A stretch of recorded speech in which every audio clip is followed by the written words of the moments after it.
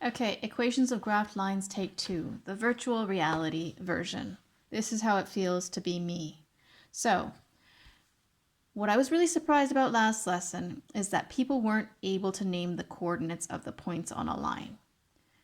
So, looking at this line that I've got graphed here, I've got this point here, which is lined up along the y-axis. That's lined up with a 0 for the x value. And if I go up until I find the point on the line, I get to 4. That's point 0, 4. I'll label that here, 0, 4. Now, I think another bit of the confusion was with the table of values about what that is. Now, if you look at the other video, we do go over the coordinates of the points of the line and then putting that onto the table of values. But maybe because you couldn't see the squares on the whiteboard and now you can, it'll be a bit clearer. So here, on my table of values, the x is the x coordinate and the y is the y coordinate, which together makes the coordinate of the point. So the first point that I've got here, I've got the x coordinate 0, the y coordinate 4, that's the point 0, 4. The next point along the line is this point here.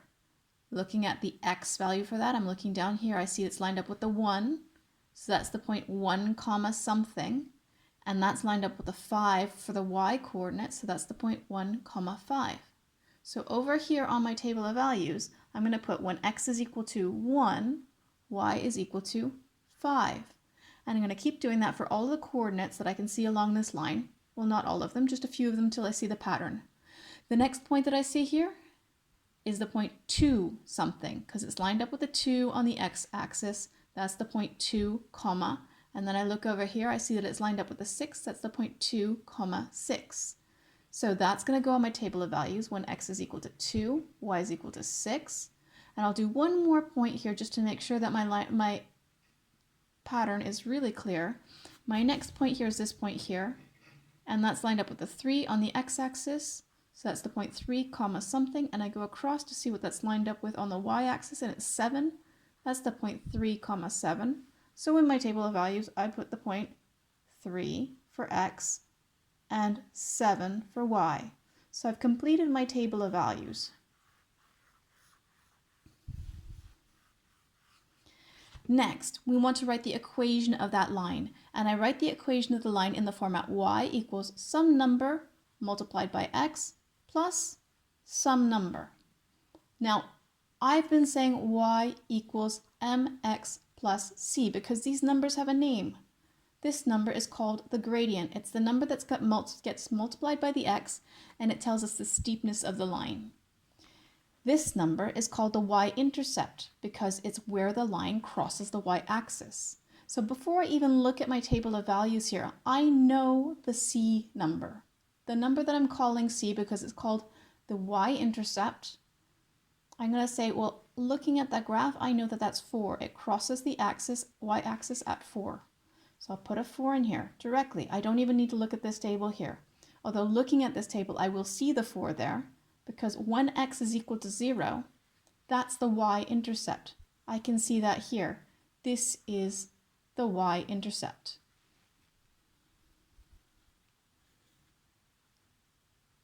Okay?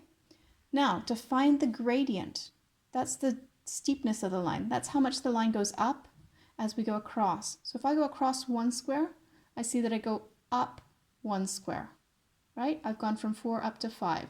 When I go across 1 square, I go up 1 square. I've gone from 5 up to 6.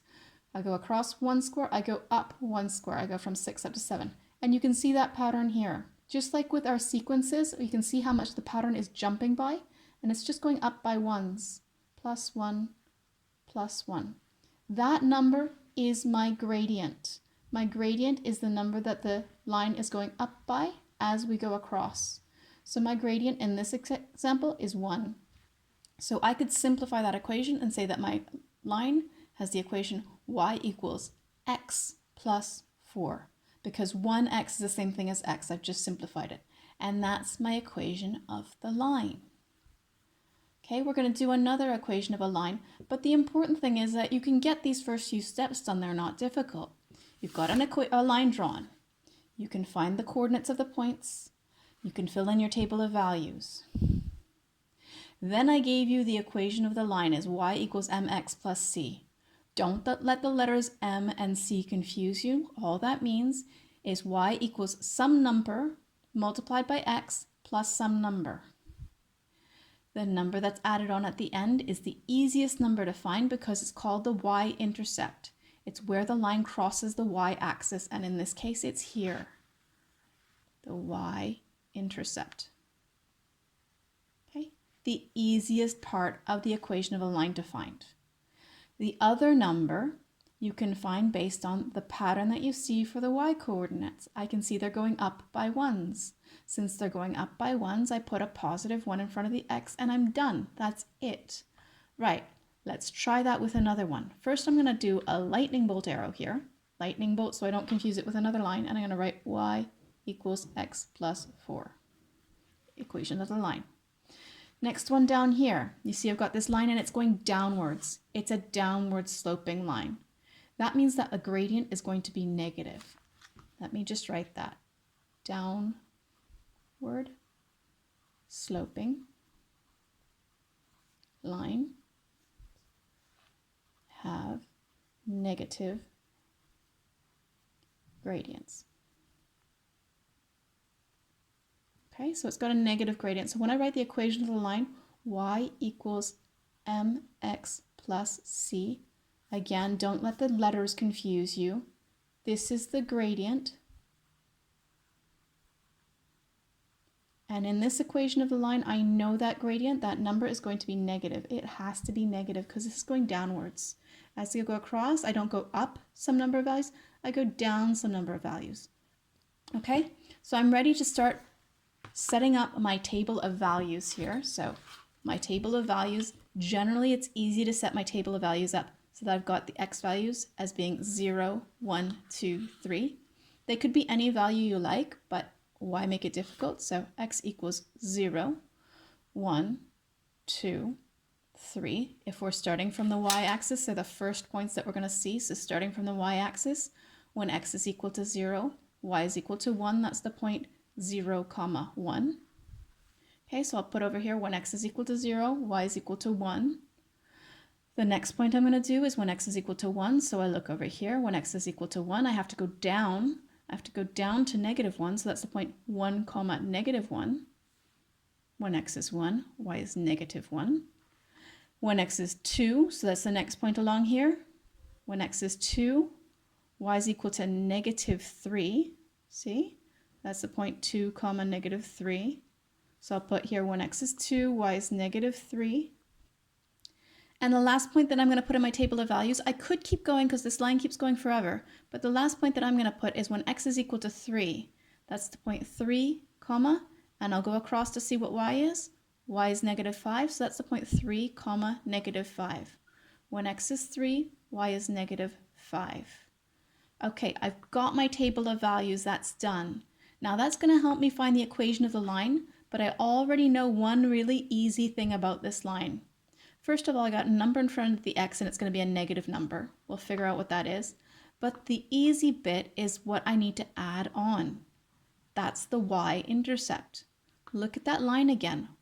Where does that line cross the y-axis? It crosses the y-axis at 1. So the y-intercept equals 1. Now, we mentioned this all in the previous video. Maybe you need to watch it again. But hopefully it's clearer now when you can clearly see the points along the line and the squares. The y-intercept is where the line crosses the y-axis, and it's very clear it's 1. So it's going to be y equals something x plus 1. Now the something that's in front of the x is the only hard part here, but we've been doing this when we were looking at sequences. You're looking at the y coordinates here, and you're seeing what times table does that seem to follow. What's the pattern here? What's the common difference? What is it going up or down by as I go across? 1 to -1, that's going down 2. -1 to -3 is also going down 2. -3 to -5 is also going down 2. They should always have a common difference here. If it doesn't, either you've got your coordinates wrong or it's not a straight line. So it has a common difference here. It's jumping down by 2's. Like the -2's timetable, that would be -2 x plus 1. Okay? If you still don't understand that, let's just prove how that works. So that's my equation of the line, and you're going to believe me for now, but I'm about to prove it to you. Now, looking at that line, y equals negative 2x plus 1. You know that when there's a number in front of a letter, we multiply them. So if I wanted to test that out to see if y really is equal to negative 2 times x plus 1, I'll choose any number I like for x, and I'll see if it's a number or a point that's on that line. Let's choose a number that we can see on that line. So for example, if x equals 2, I know what I want the answer to be. I know that the answer should be that when x is equal to 2, y should be equal to negative 3. If this is the rule for this line, that's what it should tell me. Let's see if that's what it does tell me. So y equals negative 2. Now if x is 2, I replace the 2. I put the 2 in the place of the x, plus 1. So it's the same formula. I just replaced the x with 2, and now I'm working that out. Negative 2 times 2 is negative 4, plus 1, that's negative 3. Just like I said it would be. When x is equal to negative 2, along this line, y would have to be equal to negative 3. Right? If I found that the point was negative, or it was 2, negative 1, for example, that wouldn't be a point on the line. That can't be the rule for the line. But it is the rule for the line. Let's try the other line and see if it works for the points on this line as well. So looking at this one up here, I got the rule for this line. Now I want to see if it works for one of the points that I haven't already plotted. I've got a point up here, and I wonder if this rule will give me that point. So here's where x is equal to 5. If x equals 5, let's see what y should be. Y should be equal to the x value, which we're saying is 5, plus 4, right? I've just used this rule. I've put the value of 5 in for x, and I want to see what y will be. According to this, y will be 5 plus 4, that's 9. So the point 5, 9 should be on that line. This point here, is it the point 5, 9? Yes, it is. So we've got the right rule for this. It works for every point along that line, no matter how close or how far away. All right, hopefully that's cleared a few things up for you. You know how to name the coordinates on a line. You know how to put those coordinates in a table of values. You know that to write the equation of a line, it's y equals mx plus c. The c is the easiest thing that you can find. It's where the line crosses the y-axis. And the m is how much it's going up or down by each time. Here we were going up by 1, so we put 1 in for the m. And here we were going down by 2's, so we put negative 2 in for the m. Okay, now give that a go. You may need to watch the video for a second time, but I think we've made it pretty clear this time.